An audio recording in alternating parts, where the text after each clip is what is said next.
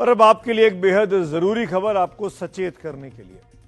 उपन्यासकार मशहूर जो हैं अगाथा क्रिस्टी, उनकी एक बात बहुत मशहूर हुई, वो ये कि अपराधी अक्सर पुलिस से एक कदम आगे चलता है। दरअसल इन दिनों साइबर फ्रॉड से जुड़ी ऐसी तमाम घटनाएं सामने आ रही हैं, जैसे अगाथा क्रिस्टी की बात सही साबित हो रही है। आपको हम जबलपुर से आई एक खबर दिखाने जा रहे हैं। इस खबर को ध्यान से देखिए और दूसरे लोगों से भी शेयर जरूर कीजिएगा, क्योंकि मामला हर उस आदमी से जुड़ा हुआ है जो मोबाइल फोन का इस्तेमाल करता है। और हां, बात अब ओटीपी की नहीं रही, फर्जी लिंक की भी नहीं रही, डिजिटल अरेस्ट की भी नहीं रही। खतरा इस बार बिल्कुल नया और हैरान कर देने वाला है और चांसेस बहुत ज्यादा हैं कि इसके चक्कर में आप पड़ सकते हैं। रिपोर्ट देखिए।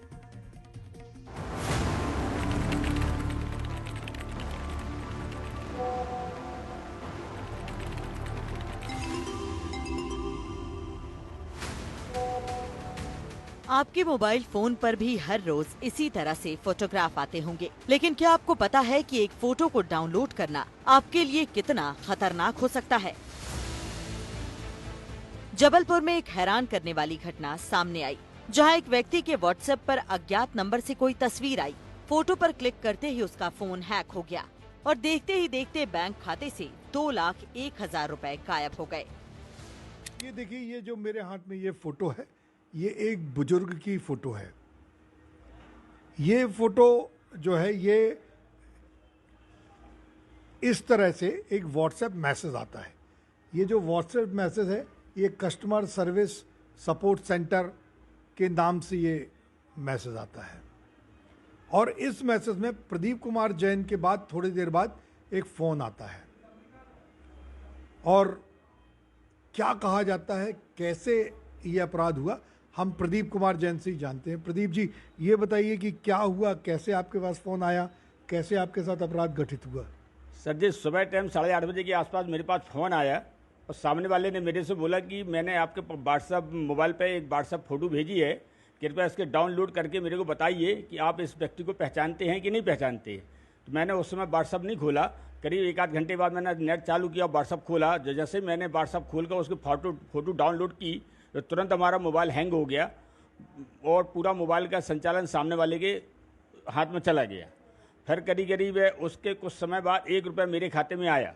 ये खाते में 1 रुपया आने के बाद में फिर उसने मेरा पूरा मोबाइल जो बैंक के थ्रू मैसेज ओटीपी सब जान के और वो बैंकिंग इंटरनेट बैंकिंग चालू कर ली। दरअसल जबलपुर के कोतवाली इलाके में रहने वाले प्रदीप जैन के पास 28 मार्च की सुबह लगभग 9 बजे एक फोन आता है। प्रदीप जैन के मोबाइल स्क्रीन पर एक नंबर 9827832213 से कॉल आती है, यानी उन्हें फोन करने वाला एक अनजान शख्स होता है। कॉलर इसी के साथ व्हाट्सएप पर एक बुजुर्ग की तस्वीर भेजकर पूछता है कि क्या आप इन्हें पहचानते हैं। प्रदीप जैन इस कॉल को नजरअंदाज करते हैं, लेकिन फोन काटने के बाद वो व्हाट्सएप पर मिली तस्वीर को देखने के लिए उसे डाउनलोड कर लेते हैं। यही वो तस्वीर है जो प्रदीप जैन को व्हाट्सएप पर भेजी गई थी और इसे डाउनलोड करते ही प्रदीप के फोन में अपने आप कस्टमर सपोर्ट नाम का एक ऐप डाउनलोड हो जाता है।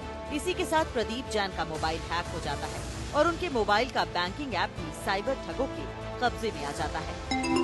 दोपहर होते होते प्रदीप जैन के पास कैनरा बैंक से मैसेज आया कि उनके खाते में 1 रुपया क्रेडिट होता है और कुछ ही मिनटों बाद 1 लाख रुपए निकाल लिए जाते हैं।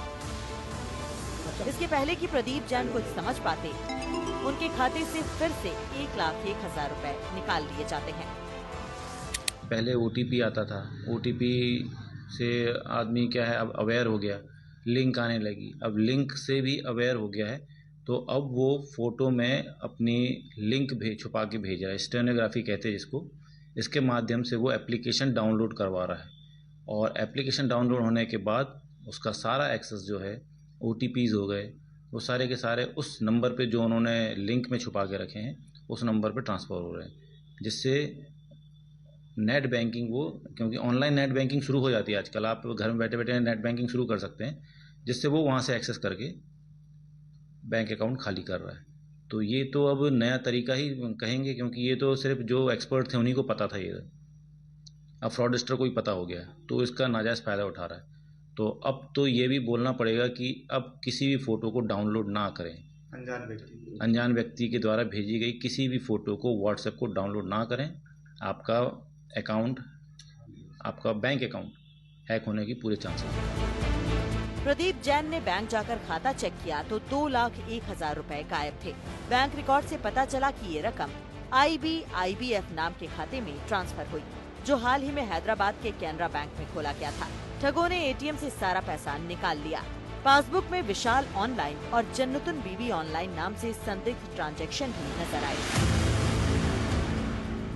आपको आगे बताएंगे कि साइबर सेल के अधिकारी जिस स्टेगनोग्राफी तकनीक के बारे में बात कर रहे हैं वो क्या है, लेकिन पहले ये समझिए कि मोबाइल पर किसी अनजान फोटो या अनजान नंबर से मिली तस्वीर को डाउनलोड करना कितना खतरनाक हो सकता है। समझिए कि फ्रॉड कैसे हुआ। सबसे पहले ठग व्हाट्सएप पर एक इमेज भेजते हैं जिसमें अदृश्य लिंक छिपा होता है। जैसे ही फोटो डाउनलोड होता है, मोबाइल पर एक ऑटोमेटिक ऐप इंस्टॉल हो जाता है। इस ऐप के जरिए ठग OTP और दूसरी जानकारी चुरा लेते हैं, यानी पूरे मोबाइल का एक्सेस दूर बैठे अपराधी के पास चला जाता है और आपके मोबाइल पर आने वाला OTP भी उसके हाथ में पहुंचता है। इसी के साथ नेट बैंकिंग के जरिए आपके पैसे कहीं और ट्रांसफर हो जाते हैं। दरअसल साइबर फ्रॉड के लिए अब धोखे से OTP हासिल करने या लिंक डाउनलोड कराने से आगे की तकनीक इस्तेमाल हो रही है, जिसे स्टेगनोग्राफी कहते हैं। स्टेगनोग्राफी का मतलब है किसी लिंक को किसी और संदेश में छिपा देना ताकि उसका पता न चल सके। लिंक को छिपाने के लिए फोटो की जगह कोई टेक्स्ट या वीडियो या ऑडियो का भी इस्तेमाल किया जा सकता है। इसलिए मोबाइल पर कोई फोटो, वीडियो या ऑडियो आए तो सोच समझकर डाउनलोड करें। स्टेगनोग्राफी ये टर्म है, ये शब्द है स्टेगनोग्राफी। ये आपको भले ही याद हो या ना याद हो, लेकिन इस बात का ध्यान रखिए कि अगर किसी अननोन नंबर से, अननोन व्यक्ति की तरफ से आपके मोबाइल पर किसी भी तरह का फोटो, वीडियो या ऑडियो नोट आता है, उसको डाउनलोड नहीं कर लेना है। तमाम सुरक्षा नियम सख्ती के बावजूद साइबर अपराध रुक नहीं रहे हैं। तो ऐसे में क्या करें? कम से कम इतना तो कर ही सकते हैं कि खुद से सावधान रहें, सतर्क रहें। हमने साइबर सुरक्षा से जुड़े एक अधिकारी से पूछा कि आम लोग ऐसी क्या सावधानी बरतें कि साइबर फ्रॉड से वो बचे रहें। आप भी नोट कर लीजिए इस जानकारी को। व्हाट्सएप या हमारे किसी भी नंबर पे कोई भी अननोन नंबर से अगर कोई चीज़ आती है, मैसेज है, फ़ोटो है, वीडियोज़ है, तो पहली चीज़ तो हमें उसको डाउनलोड नहीं करना चाहिए यदि वो अननोन नंबर है तो। दूसरा, अगर हम उसको देख रहे हैं तो उसको देखें कि वो उसकी जो साइज़ है, जो जैसे फ़ोटो है तो उसकी साइज़ अधिकतम 1 MB या KB में होगी, बहुत ज़्यादा उसकी साइज़ नहीं होती है। लेकिन अगर उसके साथ में कोई फाइल है, अटैच है, जिसके थ्रू आपके मोबाइल को या आपके टेक्स्ट को हैक किया जा सकता है, तो उसका साइज़ जनरली बड़ा होगा। तो ये देख के भी हम समझ सकते हैं कि वो इसमें जो है गड़बड़ी है या हम इसको डाउनलोड नहीं करना चाहिए।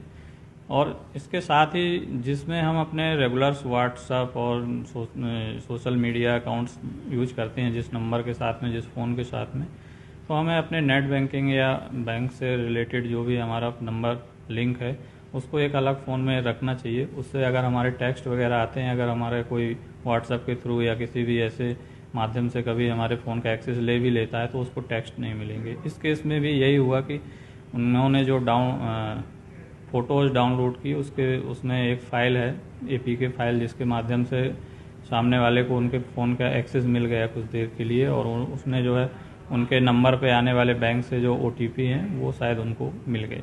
या किसी भी फाइनेंशियल इंस्टीट्यूट से, बैंक से, SEBI से, ED से, CBI से, कहीं से भी ऐसा कोई बोलता है और फ़ोन के थ्रू आपसे कोई जानकारी मांगता है तो वो बिल्कुल भी हमें नहीं देना है। कोई भी बैंक जो है कभी भी किसी भी कस्टमर की उसकी पर्सनल डिटेल्स और ये OTP, उसका नाम या उसकी व्यक्तिगत जानकारी, ऐसी कोई भी चीज़ें कोई भी बैंक फ़ोन के थ्रू नहीं मांगता है। इसी प्रकार से अन्य जो संस्थाएं हैं जो एक्सेस करती हैं, कोई भी संस्था आपसे फ़ोन के माध्यम से या व्हाट्सएप के माध्यम से कभी कोई जानकारी नहीं मांगती है, ना उसमें देने चाहिए। यदि ऐसा किसी को कॉल आता है या ऐसा कोई मेल या कोई ऐसा व्हाट्सएप आता है तो उस पर आप डाउट करिए और उसके बाद उसको क्लियर करिए अपने रिलेटेड थाना या अपने क्षेत्र में, जहाँ भी थाने में रहते हैं वहाँ जाके आप पता कर सकते हैं। और इसके अलावा साइबर से रिलेटेड आपको कोई डाउट है या कोई वो है तो कंप्लेन भी है 1930 NCPR पोर्टल में भी जाकर आप देख सकते हैं।